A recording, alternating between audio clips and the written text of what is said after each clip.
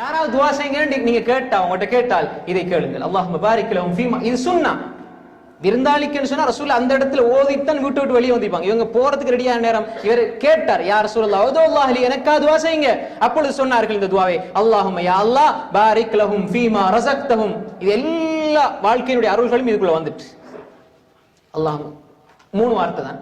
அல்லாஹ் பாரிக் லஹும் ஃபீமா ரஸக்தஹும். யா அல்லாஹ் நீ எதெல்லாம் அவர்களுக்கு கொடுத்திருக்கிறாயோ ரிஸ்க்னா என்ன, வாழ்க்கைக்கு அவர்களுக்கு தேவையான எதுவெல்லாம் கொடுத்திருக்கிறாயோ அதை நீ பரக்கத் செய்வாயாக. வக்ஃபிர் லஹும், அவர்களை மன்னிப்பாயாக.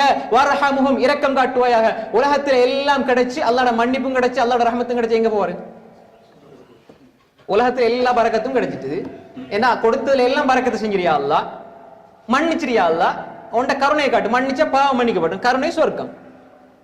அப்ப உலகத்துல எல்லாம் கிடைச்சி நரகத்துல இருந்து பாதுகாப்பு பெற்று சொர்க்கத்துக்கு போற ஒரு மூன்றையும் சேர்த்து வருகின்ற துவா தான் இந்த துவா. இதை நீங்க பாடமாகி கொள்ளுங்க. யார் உங்கள்கிட்ட துவா செய்ய கேட்டால் நீங்க இந்த துவா செய்யுங்க, இது சுன்னா.